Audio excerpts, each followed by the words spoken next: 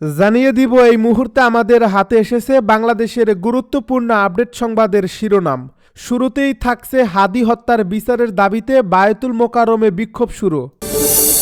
এবারে জানিয়ে দিব কুষ্টিয়ায় প্রথম আলোর অফিসে হামলা ও ভাঙচুর। এদিকে কর্মসূচি স্থগিত, জরুরি বৈঠক ডেকেছে বিএনপি। আরও জানাবো মেয়েকে নিয়েই দেশে ফিরছেন বিএনপি নেতা তারেক রহমান। এদিকে এনসিপির শাহবাগের কর্মসূচি স্থগিত, যে বার্তা দিলেন নাহিদ।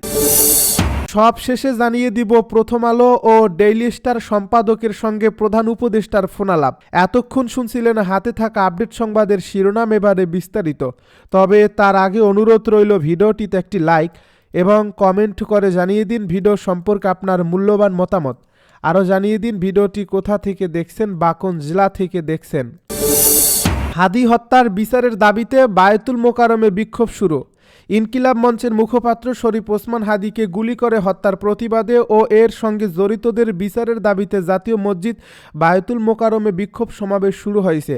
আজ শুক্রবার জুমার নামাজ শেষে জাতীয় মসজিদ বায়তুল মোকাররমে শরীফ ওসমান হাদির উপর হামলাকারীদের গ্রেপ্তার করে দ্রুত বিচার, অবৈধ অস্ত্র উদ্ধার ও লীগ সন্ত্রাসীদের গ্রেপ্তারের দাবিতে শীর্ষক ব্যানারে বিক্ষোভ কর্মসূচি শুরু করে বাংলাদেশ খিলাফত ছাত্র মজলিস। বিক্ষোভ কর্মসূচির শুরুতে স্লোগান দিতে থাকেন সংগঠনটির নেতাকর্মীরা। তারা স্লোগানে বলেন, আমি কে তুমি কে হাদি হাদি, আমার সোনার বাংলায় খুনি লীগের ঠাঁই নাই, ফ্যাসিবাদের ঠিকানা এই বাংলায় হবে না, আমরা সবাই হাদি হব, যুগে যুগে লড়ে যাব। এছাড়া একই সময়ে খেলাফত মজলিসের ঢাকা মহানগর দক্ষিণ শাখাও হাদি হত্যার প্রতিবাদে ও বিচারের দাবি বায়তুল মোকাররমে বিক্ষোভ শুরু করে জুমার নামাজ শেষে। কুষ্টিয়ায় প্রথম আলোর অফিসে হামলা ও ভাঙচুর। কুষ্টিয়া শিল্পকলা একাডেমির সামনে অবস্থিত প্রথম আলো পত্রিকা অফিসে হামলা চালিয়েছে বিক্ষুব্ধ জনতা। বৃহস্পতিবার দিবাগত রাত 1:30টার দিকে এ ঘটনা ঘটে। এ সময় অফিসটির সাইনবোর্ড, একটি কক্ষের দরজা জানলা এবং বিভিন্ন আসবাবপত্র ব্যাপক ভাঙচুর চালানো হয়েছে। এই ভাঙচুরের সময় বিক্ষুব্ধ জনতাকে বিভিন্ন স্লোগান দিতে শোনা গেছে। ইনকিলাব মঞ্চের আহ্বায়ক ও ঢাকা 8 আসনের স্বতন্ত্র এমপি প্রার্থী শরীফ ওসমান হাদি মৃত্যুর খবরে কুষ্টিয়ায় রাত 11টার দিকে বিক্ষোভ মিছিল করছে বিক্ষুব্ধ জনতা। ঘণ্টাব্যাপী অবরোধ শেষে কর্মসূচি প্রত্যাহার করলে রাত 12টায় যানবাহন চলাচল স্বাভাবিক হয়। এরপর রাত 1:30টার সময় প্রথম আলোর অফিস সহ শহরের বিভিন্ন এলাকায় আওয়ামী লীগ নেতাদের বাড়িঘর ভাঙচুর ও অগ্নিসংযোগের খবর পাওয়া গেছে। কুষ্টিয়া মডেল থানার অফিসার ইনচার্জ কবির হোসেন মাতুব্বর বলেন, এমন বেশ কিছু খবর শুনেছি, তবে এ বিষয়ে থানায় লিখিত অভিযোগ পাইনি। অভিযোগ পেলে ব্যবস্থা নেওয়া হবে। এদিকে আইনশৃঙ্খলা পরিস্থিতি স্বাভাবিক রাখতে পুলিশের টহল জোরদার করা হয়েছে বলে জানিয়েছে সংশ্লিষ্ট সূত্র। কর্মসূচি স্থগিত, জরুরি বৈঠক ডেকেছে বিএনপি। দেশের সার্বিক পরিস্থিতি বিবেচনায় নিয়ে দলীয় 2 কর্মসূচি স্থগিত করেছে বিএনপি। শুক্রবার বিকাল 3টায় মানিক মিয়া অ্যাভিনিউয়ের শেষ ভবনে বিএনপি মহাসচিব মির্জা ফখরুল ইসলাম আলমগীরের কর্মসূচি স্থগিত করা হয়েছে। এছাড়া বিকাল 4টায় কারণ বাজারে ওয়াসা ভবনের সামনে জ্যেষ্ঠ যুগ্ম মহাসচিব রুহুল কবির রিজভির কর্মসূচিও আপাতত স্থগিত রাখা হয়েছে।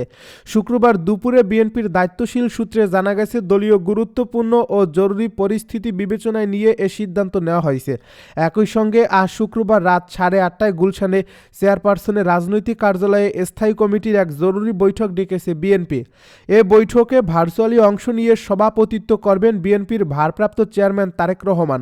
এ বৈঠকে দেশের চলমান রাজনৈতিক পরিস্থিতি, দলীয় সাংগঠনিক বিষয় এবং আসন্ন কর্মসূচি নিয়ে গুরুত্বপূর্ণ সিদ্ধান্ত আসতে পারে বলে সংশ্লিষ্ট সূত্রে জানা গেছে। মেয়েকে নিয়ে দেশে ফিরছেন তারেক রহমান। দলীয় নেতাকর্মী সহ সমগ্র দেশবাসীর বহু প্রতীক্ষার পর ঘনিয়ে আসছে ঐতিহাসিক সেই মাহেন্দ্রক্ষণ। 25 ডিসেম্বর বড়দিনে দেশে ফিরছেন বিএনপির ভারপ্রাপ্ত চেয়ারম্যান তারেক রহমান।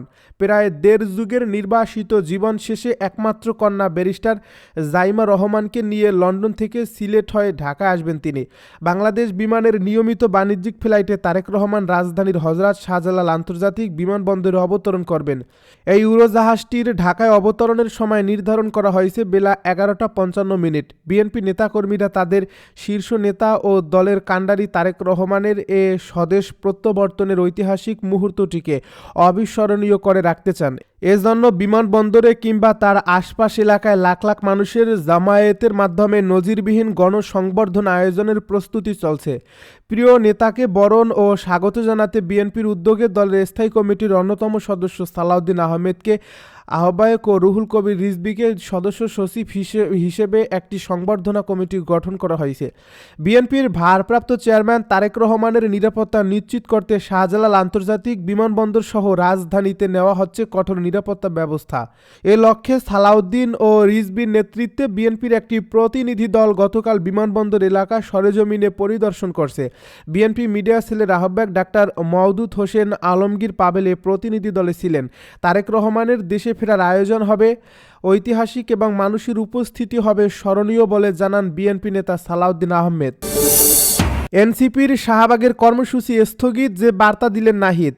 সার্বিক পরিস্থিতি বিবেচনায় ঢাকায় জুমার নামাজের পর শাহবাগের অবস্থান কর্মসূচি স্থগিত করেছে জাতীয় নাগরিক পার্টি।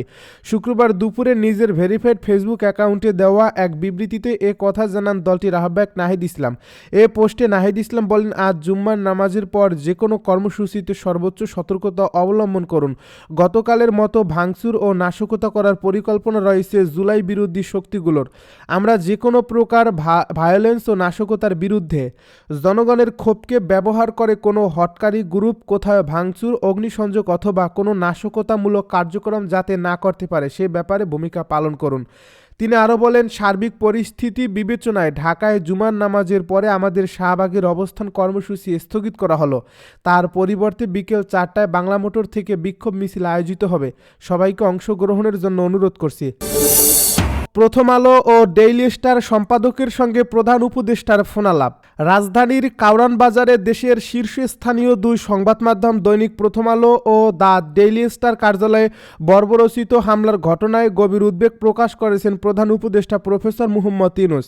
বৃহস্পতিবার রাতের এই ন্যাক্কারজনক হামলার প্রেক্ষাপটে শুক্রবার তিনি পত্রিকা দুটির সম্পাদক মতিউর রহমান ও মাহফুজ আনামের সঙ্গে টেলিফোনে কথা বলেন। প্রধান উপদেষ্টার প্রেস উইংয়ের ফেসবুক পেজ থেকে এই ফোনালাপের বিষয়টি নিশ্চিত করা হয়েছে। আলাপকালে প্রফেসর ইউনূস গণমাধ্যম প্রতিষ্ঠান দুটির এবং সেখানে কর্মরত সংবাদকর্মীদের উপর চালানো এই সহিংসতায় ব্যক্তিগতভাবে ব্যথিত হওয়ার কথা জানান এবং এই সংকটময় মুহূর্তে সরকারের পক্ষ থেকে পূর্ণ সমর্থন ব্যক্ত করেন।